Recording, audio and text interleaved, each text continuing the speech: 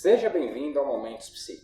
Eu sou Alisson Lima, psicólogo e neuropsicólogo, e hoje vamos falar sobre um assunto muito interessante: psicose. Para quem já assistiu Bates Motel da Netflix, esse tema se tornou muito conhecido, pois o personagem principal sofre dessa doença mental e a série inteira gira em torno deste transtorno. Então hoje eu estou aqui para explicar os principais elementos da psicose. Achou esse assunto interessante? Então já sabe, né? Assiste esse vídeo até o fim, clica no curtir, se inscreve no canal se ainda não for inscrito e roda a vinheta.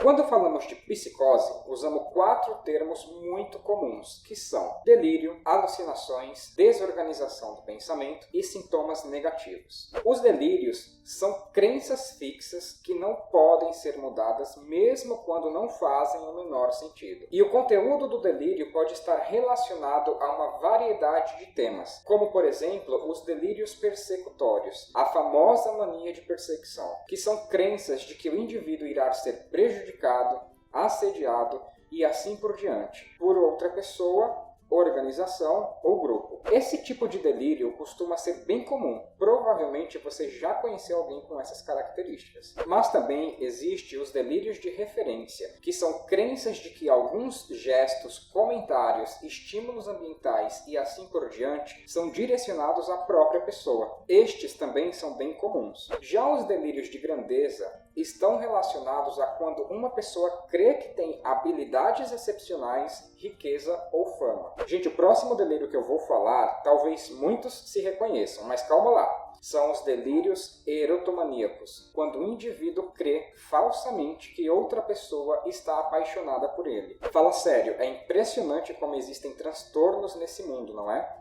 Já pensou você ter certeza absoluta que a Rihanna ou o Shawn Mendes está loucamente apaixonado por você? Seria incrível, né? Ou não. Delírios nihilistas envolvem a convicção de que ocorrerá uma grande catástrofe e delírios somáticos concentrando-se em preocupações referentes à saúde e à função dos órgãos. Os delírios são considerados bizarros se claramente implausíveis e incompreensíveis por outros indivíduos da mesma cultura, e não se originando de experiências comuns da vida. Um exemplo de delírio bizarro é a crença de que uma força externa retirou os órgãos internos de uma pessoa, substituindo-os pelos de outra sem deixar feridas ou cicatrizes. E um exemplo de delírio não bizarro é acreditar que a pessoa está sob vigilância da polícia, apesar da falta de evidências convincentes. Os delírios que expressam perda de controle da mente ou do corpo costumam ser considerados bizarros. Eles incluem a crença de que os pensamentos da pessoa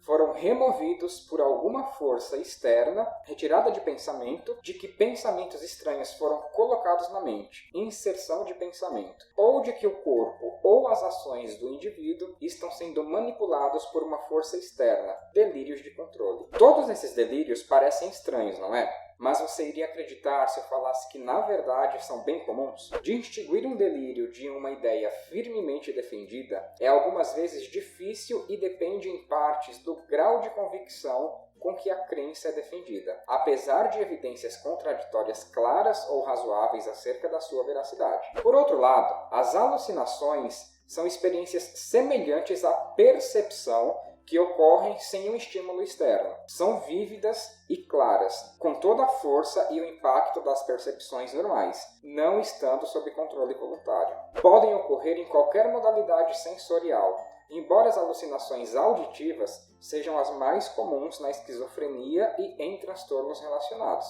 Ou seja, delírios são crenças. Alucinações são percepções que envolvem os sentidos, todos os nossos sentidos. Alucinações auditivas costumam ser vividas como vozes, familiares ou não, percebidas como diferentes dos próprios pensamentos do indivíduo. As alucinações devem ocorrer no contexto de um sensório sem alterações. As que ocorrem ao adormecer, a hipnagógicas, ou ao acordar, a hipnopômpicas, são consideradas como pertencentes ao âmbito das experiências normais. Logo, não são consideradas alucinações. Em alguns contextos culturais, alucinações elas podem ser elementos normal de experiências religiosas. Um outro conceito é a desorganização do pensamento, conhecida como transtorno do pensamento formal. Costuma ser percebido a partir do discurso do indivíduo. Este pode mudar de um tópico a outro, o que chamamos de descarrilhamento ou afrouxamento das associações. As respostas a perguntas podem ter uma relação oblíqua ou não ter relação alguma, que é a tangencialidade.